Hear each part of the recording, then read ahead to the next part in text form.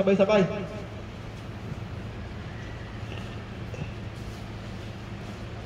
Page 334, pahayag 1911.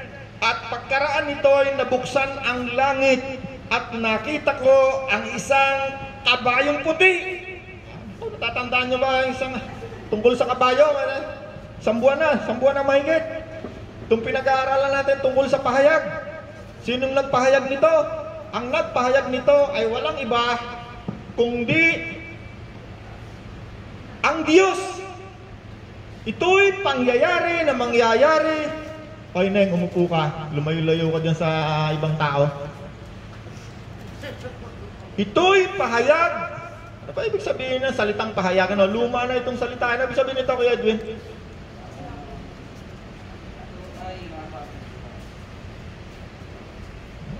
O, pagpapahayagan kita, Ed. Ano, maluma na yung salita eh. Hindi man, ano. Sinong mas nakakaano nito pag sinabi mong ito'y pahayag? Pinapaalala? Hindi ganun eh. Inuulat, ito'y pahayag ng mangyayari. Parang balita, sasabihin ko sa iyo anong mangyayari. Propesiya, no? Pahayag. Ito ay pahayag ng mangyayari sa darating na panahon. Okay, basahin natin. Pagkaraan nito ay nabuksan ang langit at nakita ko ang isang kabayong puti. Ang sakay nito ay tinatawag na tapat at totoo sapagkat matuwid siyang humatol at makipagdigma. Parang nagliliyab na apoy ang kanyang mga mata at sa kanyang ulo ay mayroong maraming korona. Nakasulat sa kanya ang isang pangalan na siya lamang ang nakakaalam ng kahulugan. Basang-basa sa dugo ang kanyang kasuotan at ang tawag sa kanya ay Salita ng Diyos. Sumusunod sa kanya ang mga hukbo ng langit na nakadamit ng malinis at puting lino at nakasakay rin sa mga kabayong puti. May matalim na tabak na lumalabas sa kanyang mga bibig na gagamitin niyang panlupig sa mga bansa. Mamamahala siya. Anong gagawin? Mamamahala siya sa mga tao sa pamamagitan ng tungkod na bakal by force at paaabusin mula sa pisaan ng ubas ang lahat ng puot ng Diyos na makapangyarihan sa lahat. Nakasulat sa kanyang kasuotan, sa kanyang hita ang ganitong pangalan: Hari ng mga hari, Panginoon ng mga Panginoon. Sino ito? Ang Panginoong Hesus. Siya ang darating na nakasakay ang pisikal niyang katawan sa kabayong puti. Ibig sabihin, pag nakasakay sa kabayo, nagtatravel yan, parating yan. Yan ang darating na masasaksihan natin ngayong panahon ito. Siya ay hari ng mga hari. Subalit napansin ninyo, nung nakaraan nating pag-aaral nung nakaraang linggo, sabi ng anghel kay John the Revelator, may mangyayari, walang makabukas ng libro at basahin kung ano ito. At umiyak si Juan the Revelator. Sabi sa kanya ng anghel, huwag kang umiyak. Mayroon nang nagtagumpay na makakapagbukas ng selyo ng aklat na yan na mangyayari at ihahayag sa inyo na mga taong naghihintay ngayon. Sino yon? Nung si John the Revelator ay nagkaroon ng pangitain, konting istorya ulit, ano, para mabalikan natin ng konti, baka hindi na natin naalala yung mga nakaraan natin, ano, para mas mag-connect yung utak natin. Itong si John the Revelator, ito'y isang lingkod ni Kristo. Nung ang Panginoon ay muling nabuhay, ang katawan niya umakyat sa langit. Nung nandito ang Panginoon, kasama yung kanyang katawan, si John the Revelator, na sumulat ng revelation ng pahayag, yung binabasa natin. Siya ay isang disipulo ni Kristo. Hindi lang siya, marami sila. Sabi doon sa aklat ng Mateo, Marcos, Juan, nung siya umakyat sa langit, mahigit sa 500 ang saksi. Yan yung mga tao na mayroong espiritu ni Kristo.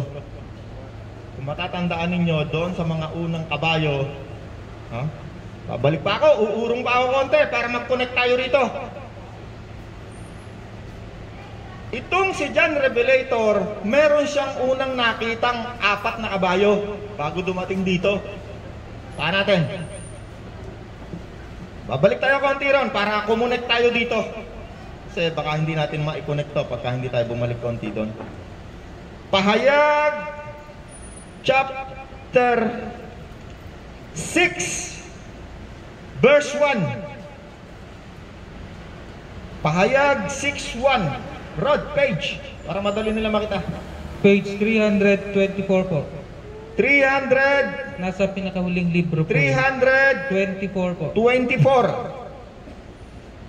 Nakita kong inalis ng kordero ang una sa 7 selyo at narinig kong sinabi ng isa sa 4 na nilalang na buhay sa tinig na sinlakas ng kulog, halika, nakita ko ang isang kabayong puti. Pangalawa, sa 3, nakita ko ang kabayong pula. Sa 5, nakita ko ang kabayong itim. 7, nakita ko ang kabayong maputla. Lahat ng kabayo na yan, dumating na yan. Ibig sabihin, nakasakay sa kabayo, parating. Okay. Bago rito, uurong pa ako ng konti. Kasi itong pahayag, ito'y karugtong ng pahayag ng Diyos kay Daniel. Ay tanya si Daniel, merong pinahayag yung 70 linggo bago dumating ang Panginoon. At saka yung panaginip ni Haring Nebukadnezar ng Babylonia. Okay? Yan natin mabuti Urong tayo konti Daniel ulit, Daniel 2:1. Daniel 2, urong pa tayo ng konti para mas maging malinaw na malinaw ito sa ating pag-iisip. Lumang Tipan, Daniel 2, Lumang Tipan 800 Girod, turo mo 75 873, 74, 75 Lumang Tipan po. Ayun 73 Daniel chapter 1 verse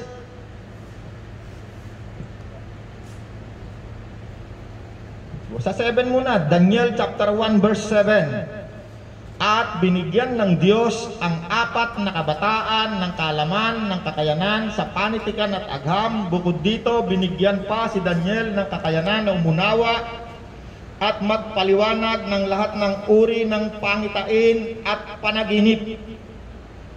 Umuurong ako kasi kung hindi natin malalaman to, para mas malinaw nating maunawaan itong ating pag-aaralan ito sa Pahayag chapter 19. Itong si Daniel, ito ay isang Hudyo. Siya ay mamamayan ng bansang Israel. At itong bansang ito ay dinurog, winasak, sinakop ng isang makapangyarihang hari na ang pangalan ay Nebukadnezar, hari ng Babylonia. Itong si Haring Nebukadnezar na ito'y isang emperor. Ibig sabihin ng emperor, ito'y namamahala sa napakaraming bansa. Para bang ito'y katulad ngayon ng, sabihin natin kunwari si Xi Jinping. Si Xi Jinping, siya ngayon ang namamahala sa bansang China. Yan ay napakarami dating kaharian niya, hindi yan one China dati. Puro kaharian niya. Ngayon, siya ay isa ng emperor, pamamahalang komunista. Siya ang namamahala ron, pamamahalang komunista. Itong si Nebukadnezar, isang emperor, ito'y nananakop ng mga bansa. Pag ikaw ay sinakop nito, nung sinakop nila ang bansang Israel, ang Israel ay ginawa na lang nilang isang probinsya. Naglalagay siya doon ng gobernador na galing sa kanya. Maglalagay din siya ng hari, ang tawag doon, puppet na hari, puppet king. Sabihin, itong emperor na ito na namamahala sa buong daigdig, ito'y nanaginip isang araw. At ang kanyang panaginip ay ito. Babasahin ko lang saglit. Noong ikalawang taon ng paghari, Daniel 2:1. Daniel 2:1. Itong mananakop na ito na namamahala na isang hari, na isang emperor, nagkaroon ito ng isang panaginip matapos niyang sakupin at pamahalaan ang bansang Israel. Daniel 2:1. Noong ikalawang taon ng paghahari ni Nebukadnezar, siya ay nagkaroon ng masamang panaginip. Kaya't siya ay nabagabag at hindi siya makatulog. Dahil dito, pinatawag niya ang lahat ng salamangkero, engkantador, mangkukulam, astrologo, upang ipaliwanag ang kanyang panaginip. Sinabi niya sa kanila na naginip ako, at ito ang bumabagabag sa akin hanggang ngayon. Ipaliwanag nga ninyo ang kahulugan ng aking panaginip. Okay, tatalon ako para hindi masyadong mahaba yung binabasa natin. 14. Daniel 2:14. Basahin nyo na lang pag-uwi nyo ng bahay para mas malinaw sa inyo. Kaya't maingat na kinausap ni Daniel si Ariok, ang kapitan ng mga tanod ng hari na siyang inutusan upang patayin ang mga matatalinong tagapayo ng Babylonia. Okay. Talo na uli ako. Papaliwanag na yung panaginip. 24. Daniel 2:24. Pagkatapos bumalik si Daniel kay Ariok, talo na uli ako. 27.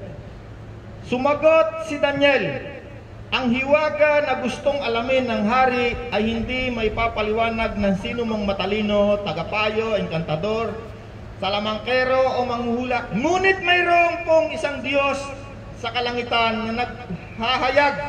Yan, pahayag. Kaya ang tawag doon sa pinag-aaralan natin sa librong pahayag. Ngunit mayroon pong isang Diyos sa kalangitan na naghahayag ng mga hiwaga at ipinakita niya sa Haring Nebukadnezar ang mga mangyayari. Ayan ang ibig sabihin pala ng pahayag. Mangyayari. Okay, nagpahayag. Pag nagpahayag ang Diyos, ibig sabihin, sinasabi sa atin ano ang mangyayari. Bakit sinasabi? Upang tayo'y maghanda. Hindi tayo magtulog-tulog.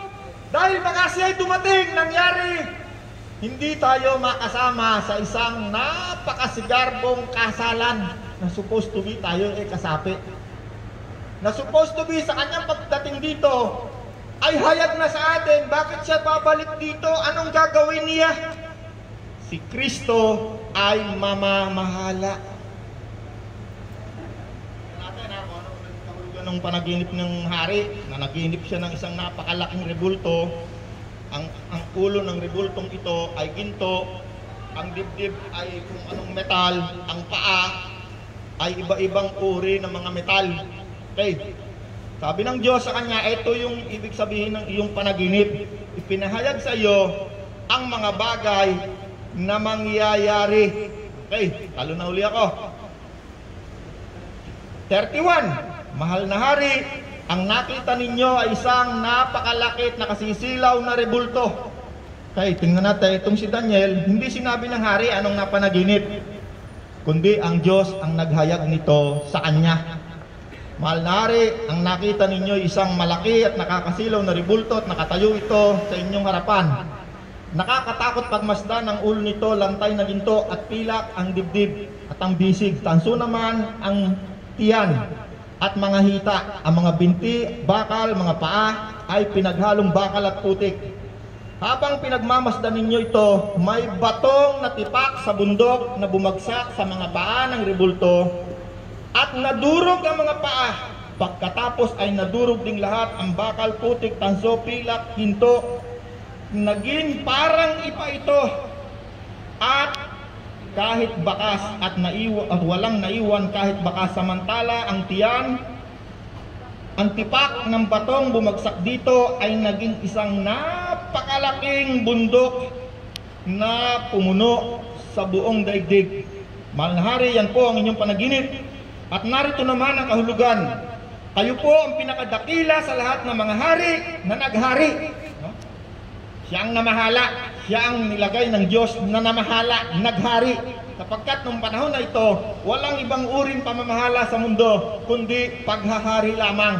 Walang demokrasya, walang komunista, walang Muslim.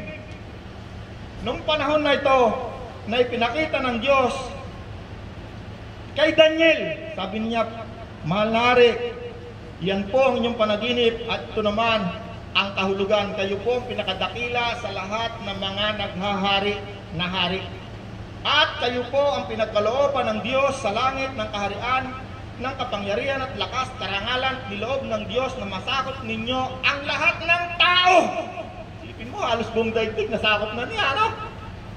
Siya na ang namamahala, siya na ang naghahari, siya na ang hari. Pagkatapos ay lilitaw ang pangatlong kaharian. Ay, sana ko. Karangalan ni loob ng Diyos na masakop ninyo ang lahat ng tao, hayop, ibon, lahat ng dako. Kayo ang ulong gintong yun.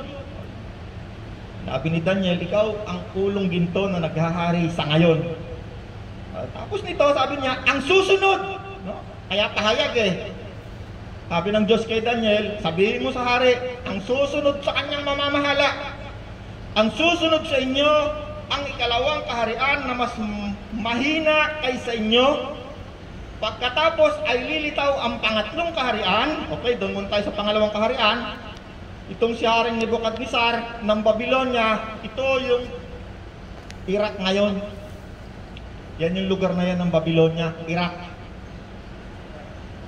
At ang susunod na kaharian na mas mahina sa inyo, ang sumunod na naghari, no, kung magbabasa kayo ng history book, yan nasa history, Babylonian Empire. Ang susunod sa kanyang naghari, ang Medo-Persia, Persian Empire. Yan ay nababasa sa libro, mapapanood nyo yan sa dokumentary. Yan ay katotohanan, may mga dokumento yan. Yan ay totoong nangyari. Persian Empire, Iran yan. At hanggang sa mga oras na to, nagse-celebrate ang Iran sa kanilang pagiging isang imperyo, Persia. At ang susunod na kaharian sa iyo, sabi ni Daniel, no? 2,000 taon na ito nakakaraan, mahigit ng 2,000. Itong mga panahon na ito, tapos na ito, nasa history na lang ito. Okay. May lilitaw na pangatlong kaharian na sinasagisag ng tanso at sasakupin ito ang buong daigdig. Naku, buong daigdig. Alam nyo kung anong kaharian ito? Susunod na kaharian, Roman Empire. Itong Roman Empire na ito, nasakop nito halos ang buong daigdig. Mas malaki ito sa Amerika, mas malaki ito sa Russia, mas malaki ito sa China. Yung tatlong yan ang pinakamalalaking namamahala sa mundong ito. Kung titingnan nyo yung mapa, yung Amerika, ganun kalaki, bilog na ganun yung mapa. Amerika, demokrasya, Middle East, Muslim, Russia, China, komunista. Ano siyang buong daigdig na yan? 4 lang ang namamahala riyan. 3 lang. 3.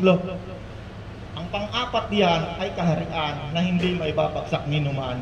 Yan ay kaharian ng Diyos na hindi maaaring masakop ni numan. Yung pang-4 na kaharian na sinasagisag ng paa, na 2 paa, yan ang Roman Empire. Yan ang Italy. Kung saan nag-umpisa, kung saan naroon ang Roma. Roman Empire. Nagkaroon yan ng 2 paa, yung Roman Empire na yan, nahati yan. Kasi yung Roman Empire, yung emperor, nung kumilala na kay Kristo, yung emperor niyan, diniklara niya, ako yung head ng religion. Catholic, naging Catholic religion siya. Roman, Catholic, Latin. Andon yan ngayon sa Italy. Yung isang paa, nahati yan dahil yung tinatawag natin na Constantinople. Yung isang papa riyan, no? Yung Roman Catholic Greek, na ang head niyan, mama, nandun ngayon yan sa Inglaterra. Yung isa naman, Roman Catholic Latin, ang head niyan, papa, andun yan sa Italy. 2 paa. At ang Panginoon na itinatag ng Diyos na maliit na bato, yan ay dumating nung panahon ng Roman Empire, kaya doon bumaksak sa paa. Yung panahon na naghahari ay Roma, ilang daang taon nang lumipas. Yun ang binabanggit.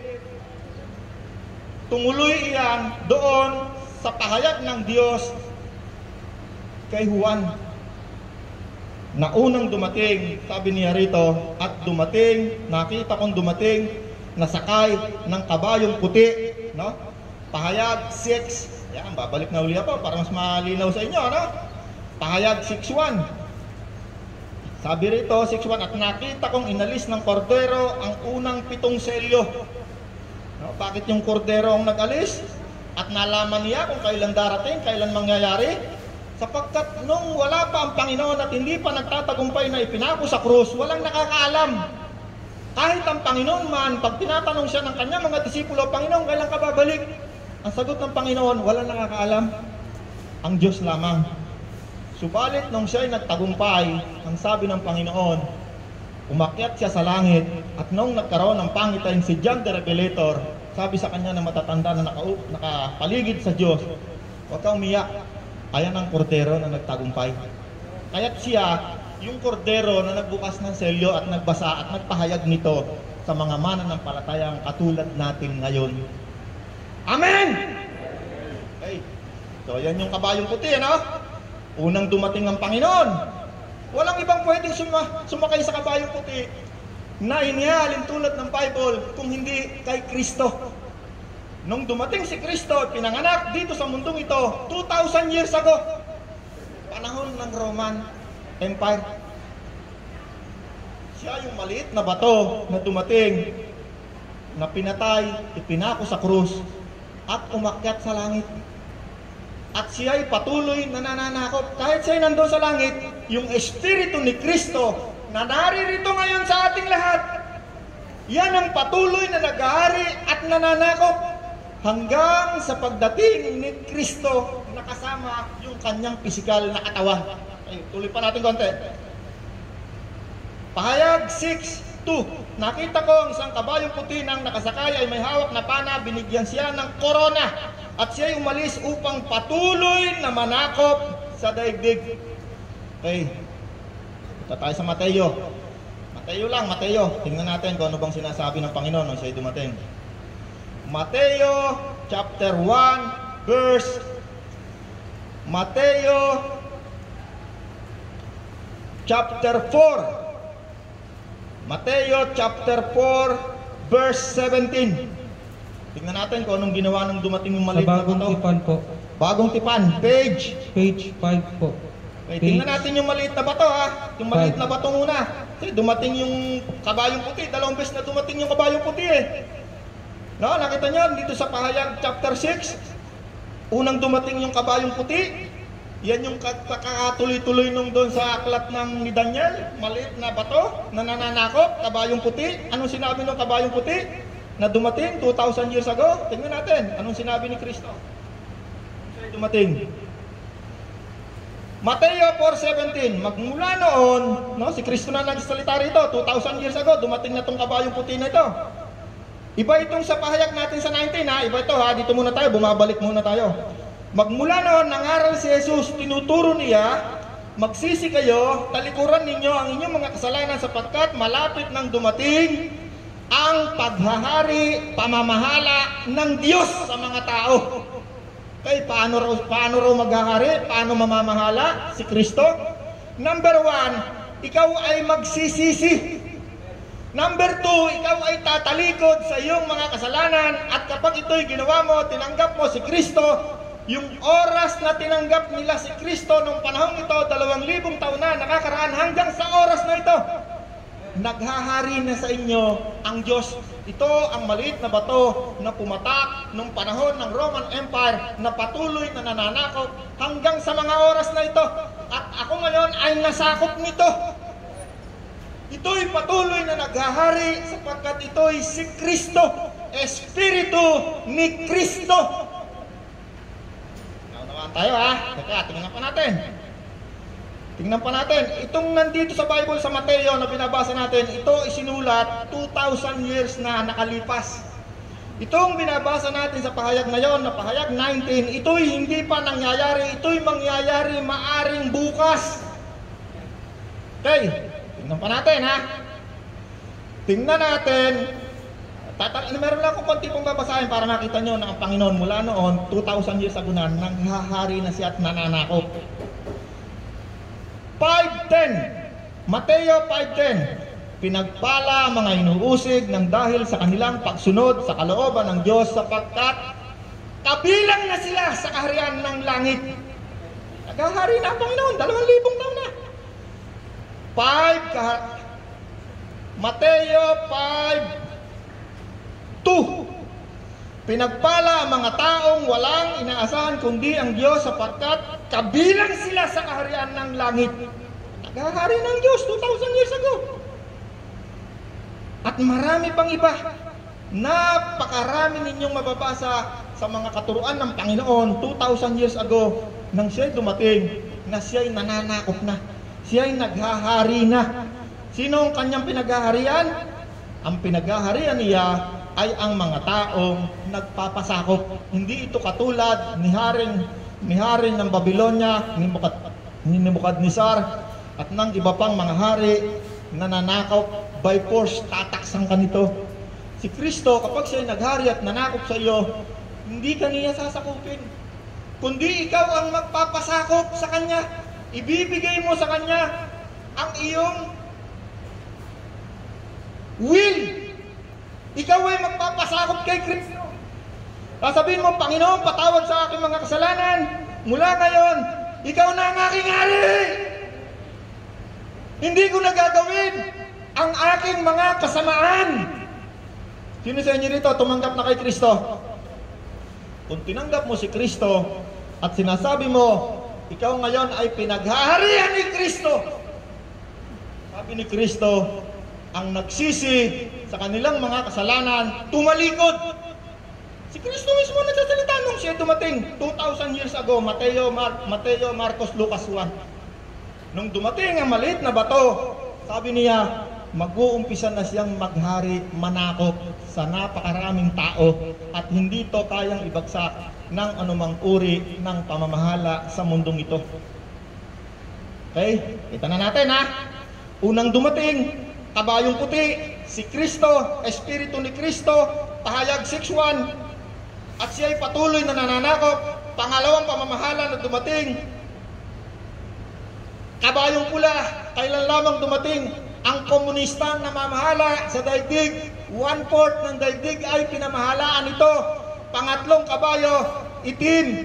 Ito'y Muslim. Kailan lamang ito dumating? 1500 lang. At ito'y namahala sa Middle East at sa mga iba pang lugar na Muslim. Nag-evolve to ngayon. Meron silang ngayon tinatawag na yung nakaitim na pag dumating ang Civil War. Yung Iraq, yung Iran, dinatnan niya, yung ISIS. Muntik dumating sa atin yan. Dumating na nga. Kung makita nyo sa Mindanao, nung nakaraang 4 na taon, dinurog yung isang bayan doon. Napapanood natin sa TV. Kung nakapasok yon, Civil War tayo ngayon. Katulad ng napakaraming bansa sa Middle East. At ang sumunod na kabayong dumating ay kabayong maputla na namamahala sa daigdig. Almost 1/4 ng daigdig ay pinamamahalaan ito. Nakakapagtaka ano? Sa Middle East, meron yung mga bansang sakop niya. Sa Asia, buong daigdig ito. 1/4 ng daigdig sakop nito. At yung mga huling pinag-aralan natin, na babagsak ang yelo, babagsak ang apoy, giyera yon. Ang maglalaban-laban sa daigdig na ito, yung 3 dumating na kabayo na namamahala ngayon sa daigdig.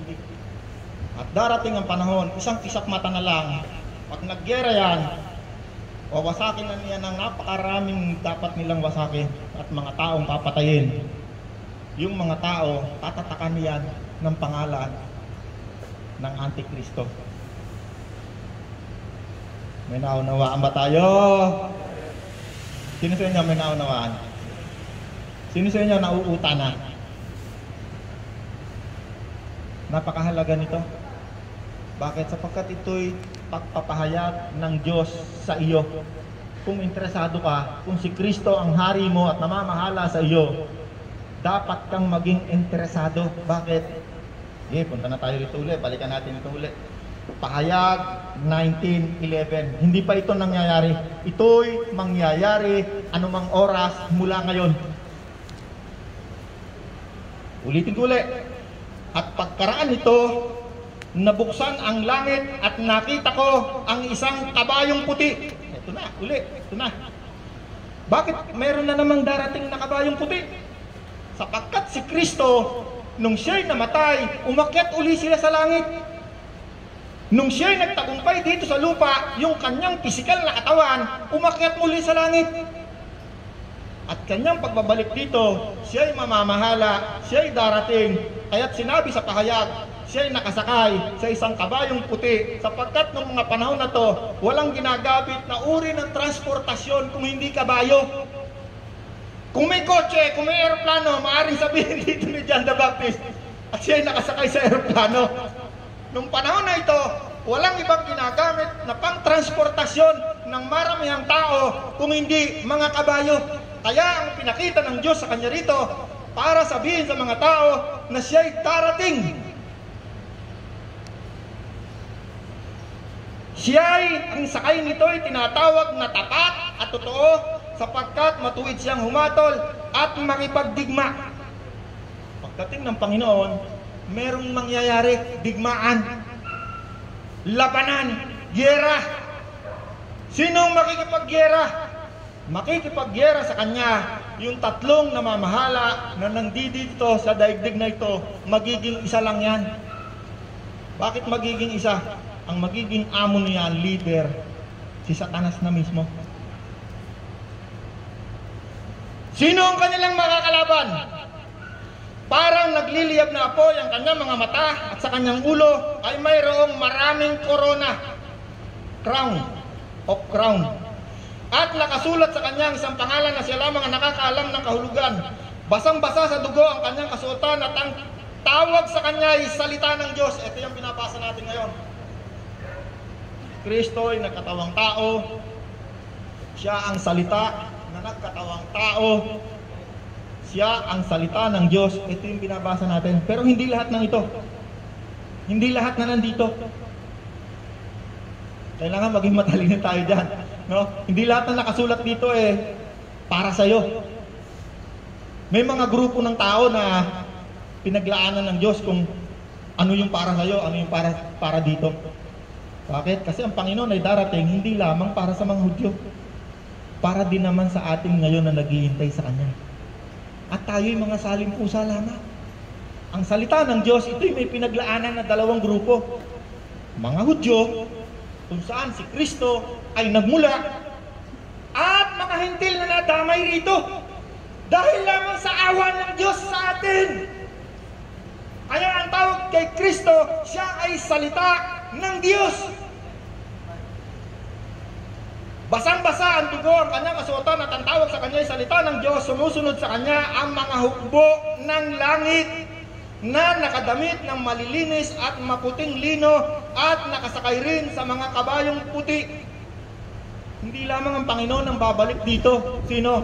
Kasama niya ang napakaraming anghel at mga kaluluwa ng taong namatay na nakasakay rin sa kabayong puti. Ibig sabihin, paparating, nakasama niya. Paano ngayon pagdating nandito tayo? Kung dumating na sila, tapat ka, hindi tapat, sasalubong muna.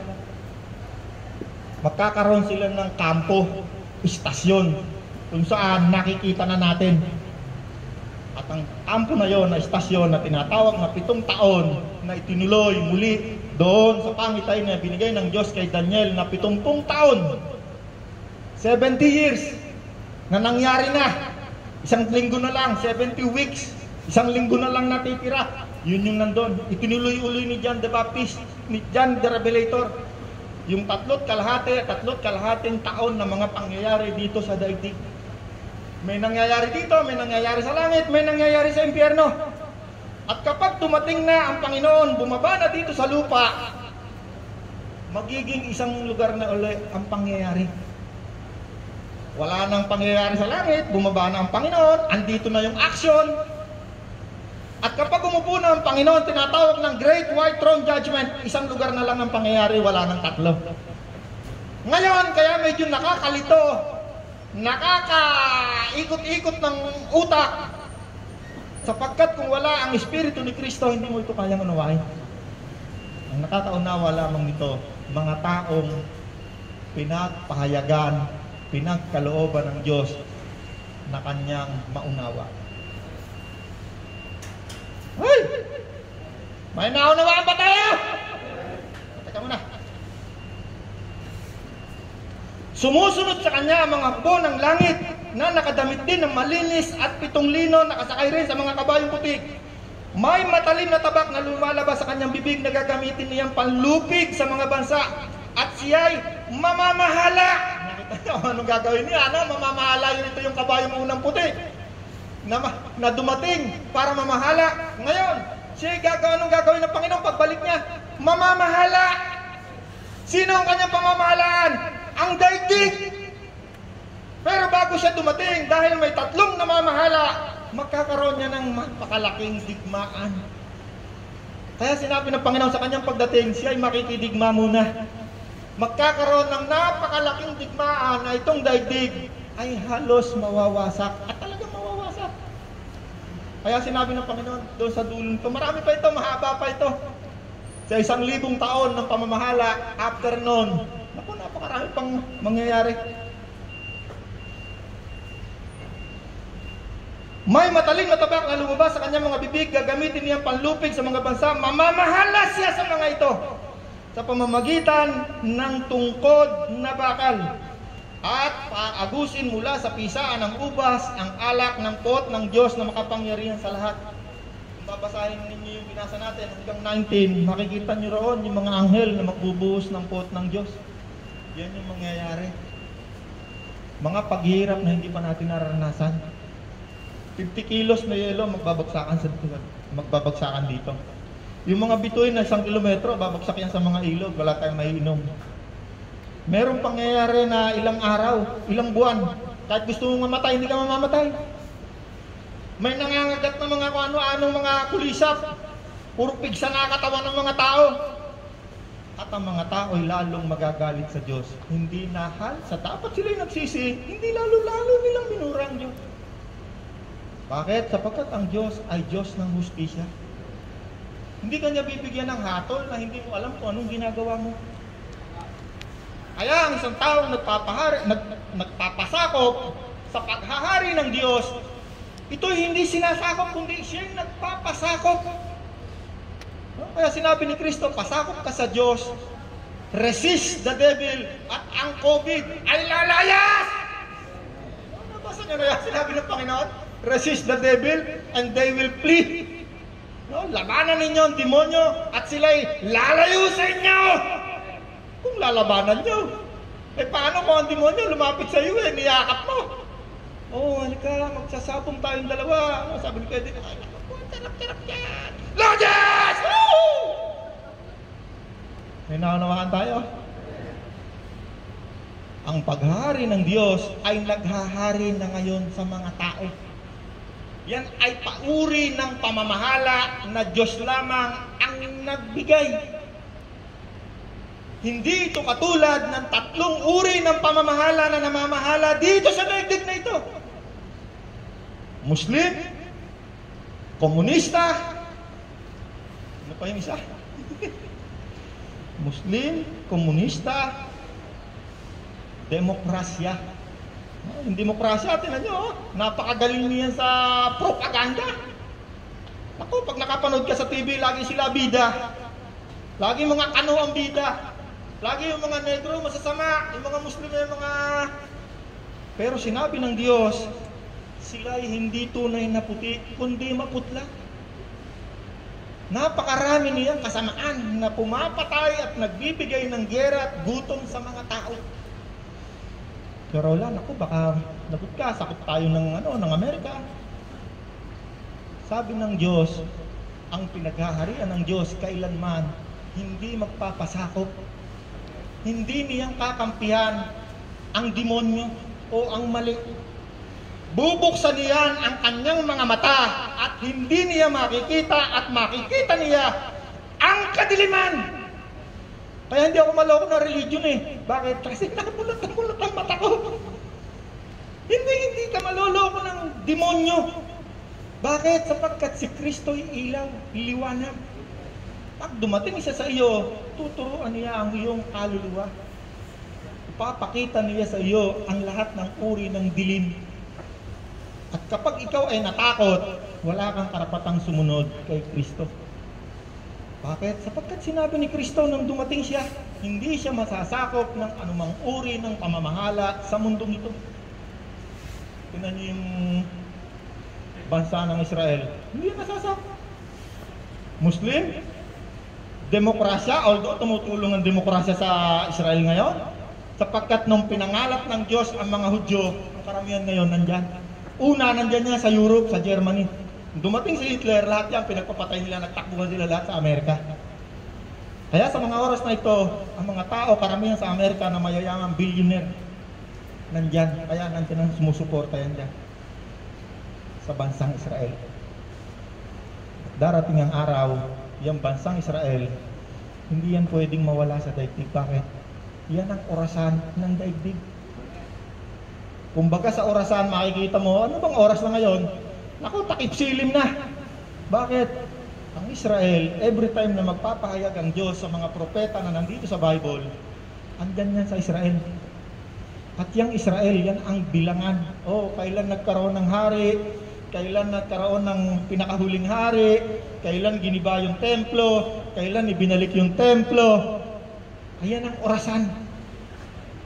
Kailan dumating si Abraham na pinagmulan ng nabibilang ang taon.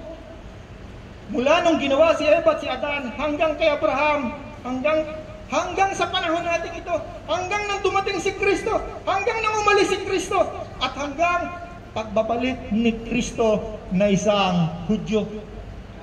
Matayo tayong lahat. Baka si Kuya Pio ay makatulog na naman. Kuya Pio, okay ka lang? Amen! Sino sa inyo may natutunan taas ang kamay? Medyo mabahaba tayo ngayon. Pinigilan niyo ako ng isang buwan Ayaw ng demonyo malaman niya ng mga tao. Bakit? Napakahalaga nga. Darating si Kristo at lahat ng pinaghaharian ni Kristo ay makakasapi niya sa kaniyang pamamahala. Ako po, nag-eleksyon na naman ako kaya doon. 3 taon lang ang pamamahala ng mayor na. Ang presidente, 6 na taon lang. Ang Panginoon, pag dumating at namahala, alam niyo ko ilang taon? 1,000 taon! Sipin niyo, 1,000 taon. Sabi ng asawa ko, roar like a lion. Kapag totoo ang sinasabi mo, yan ang mangyayari. Kaya ngayon, sino sa inyo rito ang gustong makipagtipan kay Kristo upang sa kanyang pagbabalik, ikaw ay makasapi sa 1,000 taon ng pamamahala ng Diyos? Maraming tao ngayon ang gusto kasapi sa pamamahalang demokrasya. 3 taon lang yan. Konsehal, mayor, gobernador, presidente, pamamahalang demokrasya. Ang pamamahala ni Kristo, 1,000 taon, tungkod na bakal, power, kapangyarihan ang ibibigay sa iyo. Anong salita? Salita na lumalabas sa iyong bibig, mangyayari.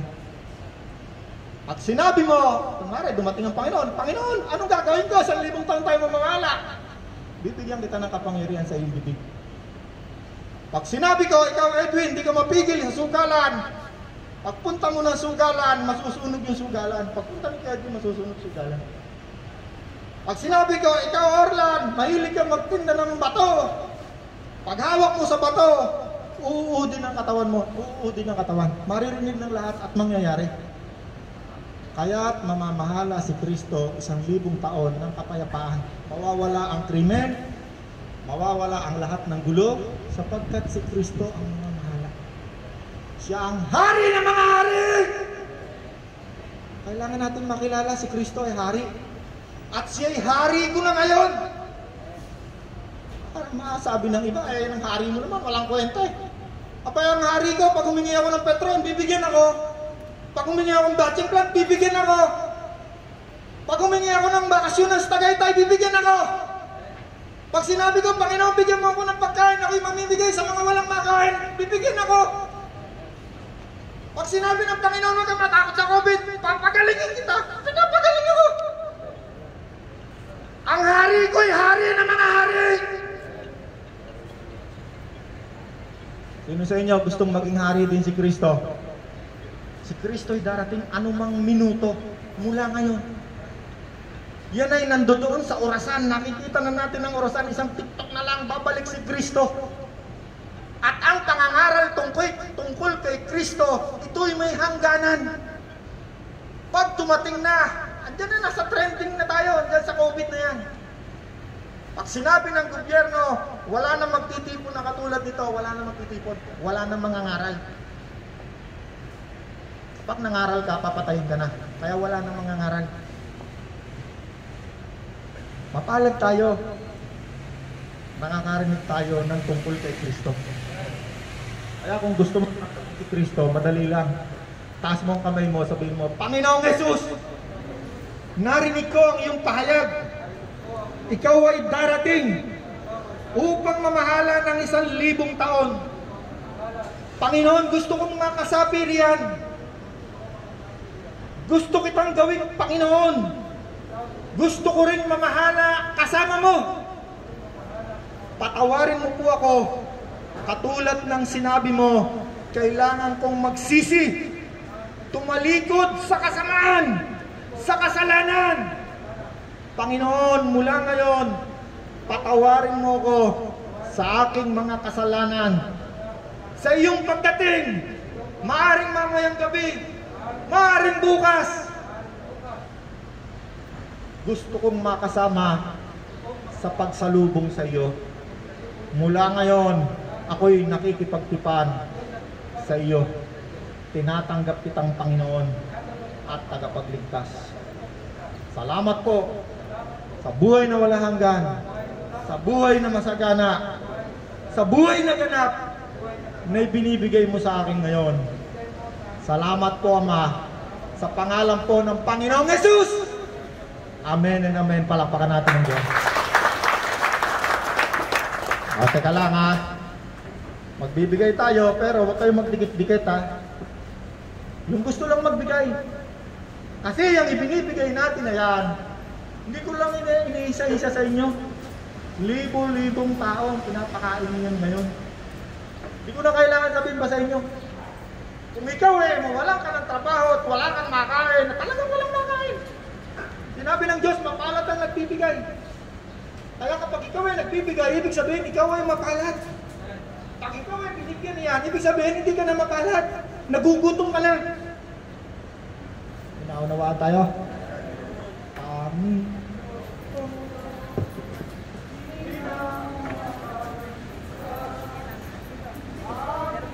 Huwag kayo magsabay-sabay. Huwag kayo magsabay-sabay. Huwag magsabay-sabay. Yung gusto lang. Yung meron lang. Amen.